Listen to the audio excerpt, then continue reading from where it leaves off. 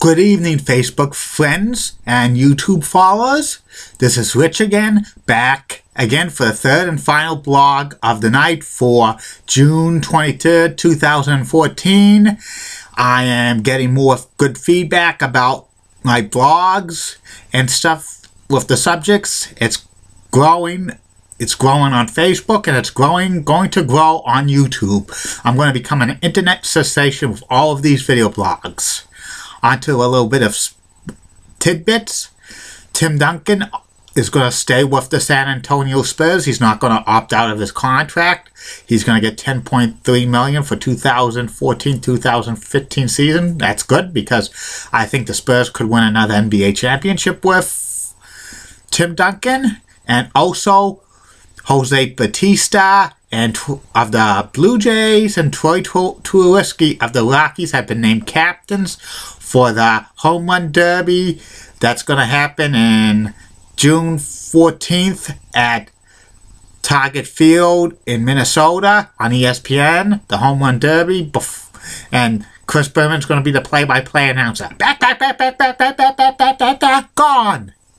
And today, nesn, which is the regional sports network owned by the Boston Red Sox, premiered its new sports early evening show called nesn Live. It's hosted by Sarah Davis and Elle Duncan, and it's at 5:30 on nesn. And it's a good show. It previews the night's activities for the world of sports in Boston, and nesn hasn't had a early evening sports talk show at all. So it's good that they're going to do it. It's going to be good ratings winner for nesn, I hope. Now on to my final subject of the night. It's a personality profile, and it's about the greatest game show host in television history. His name was Bill Cullen. Bill hosted over 23 game shows in his career, which spanned 1950s to 1986. Bill Cullen was a very quick-witted and funny game show host, and he overcame a bout of polio during his childhood, and people never noticed he had polio because the game show producers who produced his game shows hid his disability, because when the introduction of the game shows, he would only walk 2-3 steps. I kind of knew he had something with him when I saw those. He only walked 2-3 steps, but they hid it as best they could, which is good. You know, people didn't want to know he did. He had a problem. Anyway, Bill hosted a lot of great game shows, like the original Price is Right, which lasted from 1956 through 1965 on NBC and ABC. He actually executive produced the final 2 years of the original Price is Right when it moved to ABC. And the original Price is Right was different from this Price is the modern Price is Right. It was 4 rounds of bidding on just one prize, but it was successful in the day.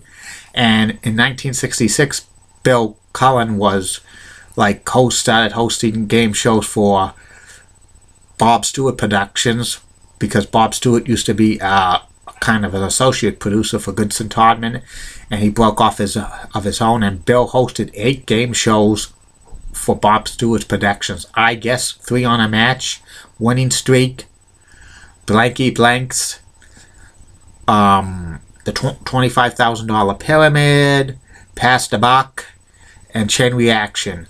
And Bill also hosted several Goodson Todman game shows as well.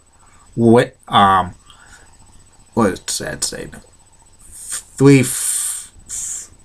Three Winner Take All, Blockbusters, The Price is Right, Password Plus as a substitute host, and Child's Play. And he also hosted Hot Potato and Joker's Wild for Barry and Enright Productions to end his career.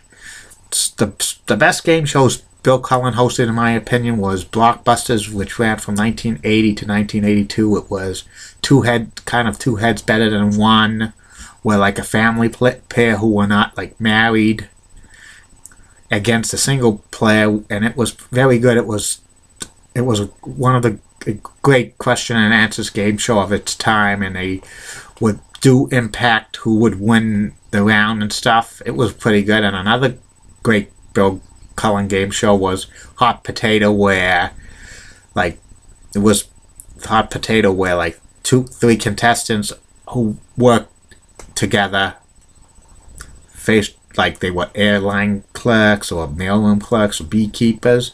They would face off against each other a series of rounds to answer the top 7 questions, and was kind of an elimination process game. And it was great, but like midway through that run of that show, they had us change it to Celebrity Hot Potato, which you know, kind of went downhill after that. Bill Cullen passed away in 1990 at the age of 70 due to lung cancer because he was a lifelong smoker.